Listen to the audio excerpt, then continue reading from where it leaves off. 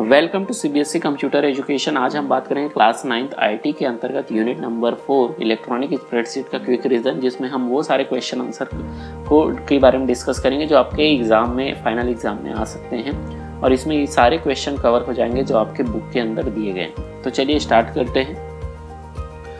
First question दिया हुआ है, what is electronic spreadsheet, give the example of electronic spreadsheet software. Electronic spreadsheet क्या है और आपको कुछ इलेक्ट्रॉनिक स्प्रेडशीट सॉफ्टवेयर के एग्जांपल देना है। तो इलेक्ट्रॉनिक स्प्रेडशीट क्या होता है, is a software application that enable a user to save, sort and manage the data in an arranged form of row and columns. तो इलेक्ट्रॉनिक स्प्रेडशीट आप actual में क्या होता है, एक सॉफ्टवेयर होता है, सॉफ्टवेयर एप्लीकेशन होता है जो यूजर को क्या करता है, सेव करना, सॉर्ट करना और मैनेज करने के लिए क्या करता है, रो एंड कॉलम के फॉर्मेट में अरेंज करने का काम करता है। तो इस तरीके से इलेक्ट्रॉनिक स्प्रेडशीट जो डेटा रहता है उसको टेबुलर फॉर्मेट में क्या करता है, अरेंज करता है। इसलिए इसको इलेक्ट्रॉनिक क्या बोला गया है, डॉक्यूमेंट बोला गया है, क्योंकि कंप्यूटर के थ्रू किया जा रहा है तो ये इलेक्ट्रॉनिक डॉक्यूमेंट हो जाएगा। And electronic spreadsheet based on and the similar to the paper based counting worksheet. जैसे अगर हम पेपर में भी अगर हम रो एंड कॉलम बना के उसमें अगर डेटा इंसर्ट करते हैं तो सेम वैसे ही हम यहाँ पे इलेक्ट्रॉनिक फॉर्मेट में कर रहे हैं। और इस स्प्रेडशीट को जो है वर्कशीट भी बोला जाता है। यहाँ पे अगर हम देख लेते हैं कुछ इलेक्ट्रॉनिक स्प्रेडशीट सॉफ्टवेयर के एग्जांपल, जैसे माइक्रोसॉफ्ट एक्सेल हो गया, माइक्रोसॉफ्ट लिब्रे ऑफिस कैल्क हो गया, ओपन ऑफिस कैल्क हो गया, एप्पल इंक नंबर्स हो गया। ये एग्जांपल हो गया इलेक्ट्रॉनिक स्प्रेडशीट सॉफ्टवेयर के। नेक्स्ट क्वेश्चन नंबर 2 देख लेते हैं, right the use of Libre office Calc. यहाँ पे जो है लिब्रे ऑफिस के साथ साथ अगर आपको पूछा जाएगा इलेक्ट्रॉनिक स्प्रेडशीट का यूज, तो ये सेम आप लिख सकते हैं, सेम आंसर आपका होगा। तो यहाँ पे लिब्रे ऑफिस कैल्क के बहुत सारे जो हैं हम जो है क्या कर सकते हैं, एक्टिविटीज़ को परफॉर्म कर सकते हैं। जैसे टेबुलेशन ऑफ डेटा, डेटा को टेबल के फॉर्म में, रो एंड कॉलम के फॉर्म में अरेंज करना रहेगा, तब भी हम यूज़ कर सकते हैं। Second, simple mathematical calculation, simple mathematical calculation आसानी से किया जा सकता है। इसके अलावा थर्ड दिया हुआ है, complex calculation using formula and function. अगर आपको जो है एमएस एक्सेल में फार्मूला और फंक्शन का यूज़ करने आता है तो आप कॉम्प्लेक्स कैलकुलेशन को भी आसानी से किया जा सकता है। Next, arranging data in ascending and descending order. यहाँ पे एक सॉर्टिंग फीचर दिया रहता है जिससे हम डेटा को असेंडिंग एंड डिसेंडिंग ऑर्डर में आसानी से अरेंज किया जा सकता है। Next, filtering the required data. आपके रिक्वायरमेंट के हिसाब से डेटा को आप क्या कर सकते हैं, फिल्टर कर सकते हैं। चेकिंग द एबिलिटी और वैलिडिटी ऑफ डेटा।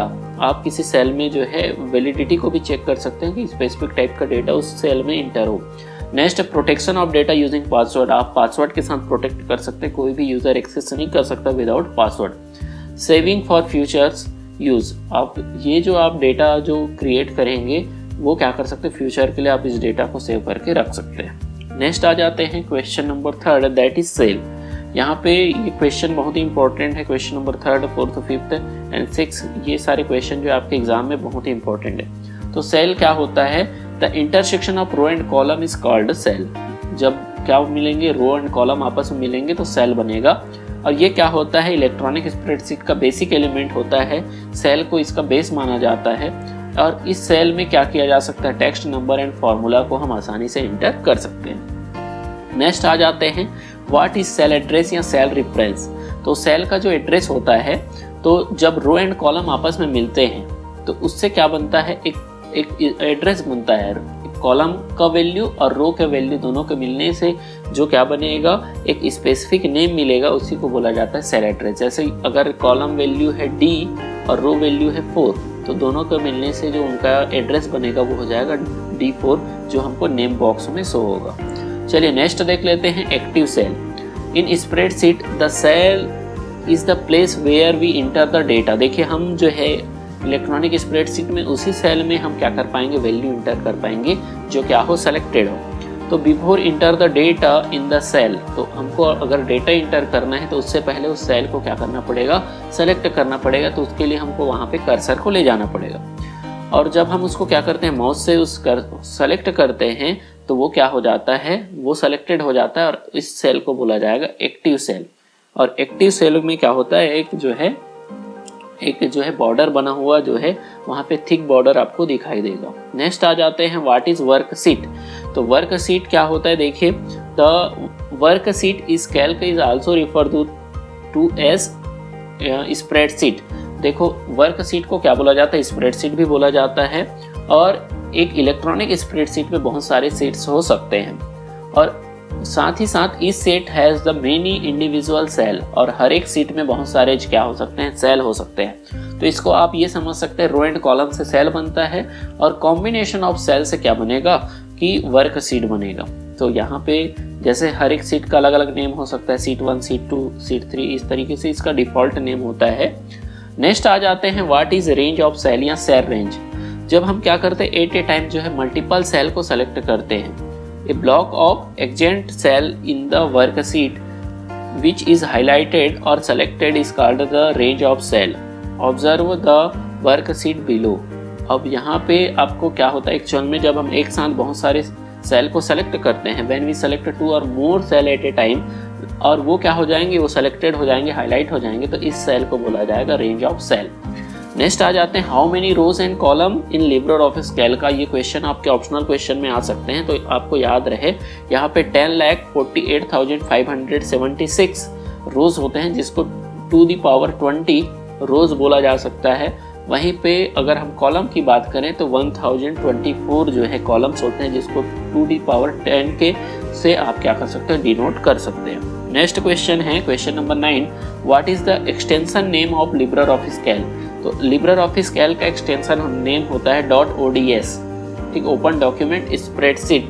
ये इसका क्या होता है, एक्सटेंशन नेम होता है। एक्सटेंशन नेम एक्चुअल में होता क्या है कि वो बताता है कि ये किस टाइप का फाइल है। तो .ods अगर आप देखते हैं तो पता चल जाएगा कि ये लिब्रे ऑफिस कैल्क का फाइल है। नेक्स्ट आ जाता है how many types of data can inter in spreadsheet. तो आपको याद रहे और उसका नेम भी लिखना है। तो देखिए 3 types of data we can insert in electronic spreadsheet cell. किसी भी सेल में आप 3 तरीके का वैल्यू इंटर कर सकते हैं। फर्स्ट होता है लेबल, जिसको टेक्स्ट भी बोला जाता है। सेकंड वैल्यू, जिसको नंबर बोला जाता है, और फॉर्मूला। तो इस तरीके से हम क्या कर पाएंगे, 3 तरीके का हम वैल्यू यहाँ पे इंटर कर पाएंगे, लेबल, वैल्यू एंड फॉर्मूला। तो याद रहे आपको कि हम 3 तरीके का डेटा जो है सेल में इंटर कर पाएंगे। नेक्स्ट आ जाते हैं write some common function that used in spreadsheet. Spreadsheet में यूज होने वाले कुछ कॉमन फंक्शन, जैसे जो आपके बुक में दिए हुए 5 फंक्शन दिए हुए हैं। तो यहाँ पे फर्स्ट दिया हुआ है सम, जब हमको क्या करना रहेगा, ऐड करना रहेगा, टोटल करना रहेगा, तो सम का यूज करेंगे। एवरेज का यूज करेंगे जब हमको एवरेज निकालना रहेगा। मैक्स का यूज करेंगे जब हमको मैक्सिमम निकालना रहेगा। मिन का यूज करेंगे जब हमको मिनिमम निकालना रहेगा। और काउंट, जब किसी सेल के में नंबर ऑफ सेल जिसमें वैल्यू इंटर है उसको अगर हमको निकालना रहेगा तो हम काउंट फंक्शन का यूज करेंगे। तो ये फंक्शन है डिफरेंट फंक्शन। नेक्स्ट आ जाते हैं right the different type of alignment used in spreadsheet. Spreadsheet में कौन कौन से टाइप के अलाइनमेंट यूज किए जाते हैं। तो देखिए यहाँ पे जो है स्प्रेडशीट में 3 ही टाइप के अलाइनमेंट यूज किए जाते हैं। लेफ्ट, अगर आपको डेटा को लेफ्ट में रखना है तो लेफ्ट अलाइनमेंट, राइट साइड में रखना है तो राइट अलाइनमेंट, और सेंटर में रखना है तो सेंटर अलाइनमेंट का यूज आप कर सकते हैं। नेक्स्ट आ जाते हैं क्वेश्चन। ये क्वेश्चन आपके 4 मार्क्स में आ सकते हैं। What is cell reference and how many types of cell reference, explain everyone.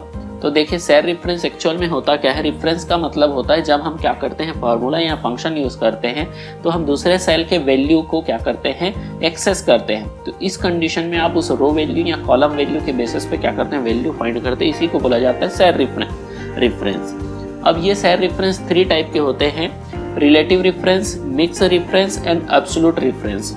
तो रिलेटिव रेफरेंस क्या होता है, जैसे अगर हमने किसी एक स्टूडेंट का सम निकाल लिया, फिर उसके बाद हम उसको ड्रैग करते हैं, ऑटो फिल करते हैं, तो ऑटोमेटिकली बाकी स्टूडेंट का भी वैल्यू हमको क्या हो जाता है, मिल जाता है। तो ये क्यों हो पाता है, क्योंकि हमने जैसे फर्स्ट स्टूडेंट का वैल्यू हमने जैसे फाइंड किया है, वैसे जब सेकंड स्टूडेंट के लिए जब ऑटो फिल करते हैं तो वो क्या करेगा, उसके सामने के रो एंड कॉलम वैल्यू को चेंज करते हुए हमको वैल्यू क्या कर देगा, एक्सेस कर देगा। तो यही चीज दिया हुआ है, when you drag any formula in the row and column in any direction, the formula get the copy in the new cell with the relative reference। जैसे फर्स्ट का रिलेशन जैसे जिस सेल से था वैसे सेकंड का रिलेशन वो create कर लेगा और आपको क्या कर देगा, आंसर दे देगा। तो बाय डिफॉल्ट जो है हम जो है रिलेटिव सेल रेफरेंस का ही यूज करते हैं जब हम फार्मूला या फंक्शन यूज करते हैं। सेकंड यहाँ पे मिक्स सेल रेफरेंस। तो मिक्स सेल रेफरेंस में याद रहे आपको कि रिलेटिव सेल रेफरेंस में कोई भी सिंबल जो है एक्स्ट्रा सिंबल आपको डालने की जरूरत नहीं है, लेकिन मिक्स्ड सेल रेफरेंस में आपको डॉलर सिंबल का साइन का यूज करना पड़ेगा। तो मिक्स सेल रेफरेंस एक्चुअल में होता क्या है, जब आप क्या करते हो किसी एक जो है रो या कॉलम में से किसी एक को आप क्या कर देते हो, कांस्टेंट कर देते हो, यानी उसके वैल्यू को आप चेंज नहीं होने देते हो, तो इस तरीके का रेफरेंस जो है उसको बोला जाता है मिक्स सेल रेफरेंस।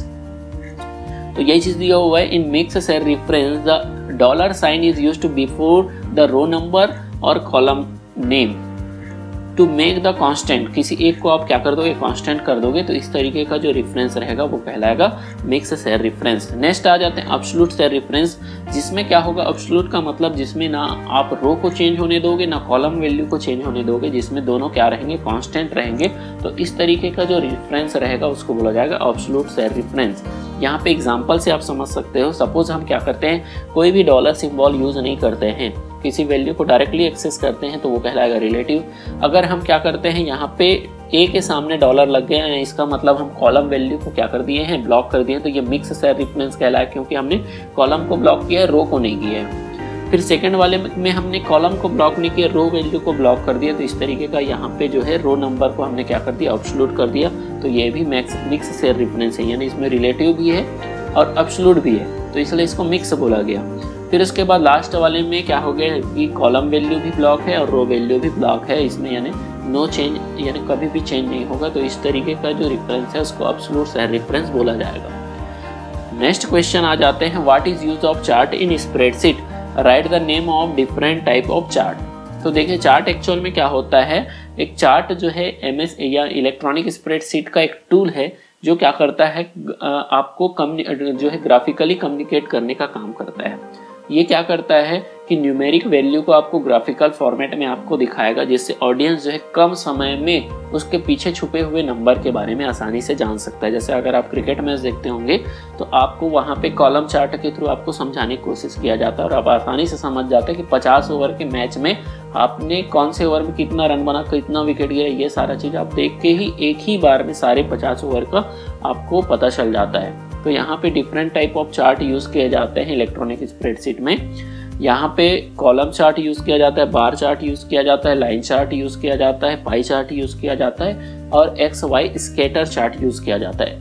तो इस तरीके से हमारा यहाँ पे सारे क्वेश्चन आंसर कंप्लीट होते हैं। तो यहाँ पे हमारा सेशन जो है कंप्लीट होता है। आपने इस वीडियो को देखा, इसके लिए हम आपका धन्यवाद करते हैं। और साथ ही साथ अगर आपको ये वीडियो अच्छा लगा होगा तो हमारे चैनल को सब्सक्राइब करें, वीडियो को लाइक करें, अपने दोस्तों को शेयर करें। और आज के लिए बस इतना ही। Thank you.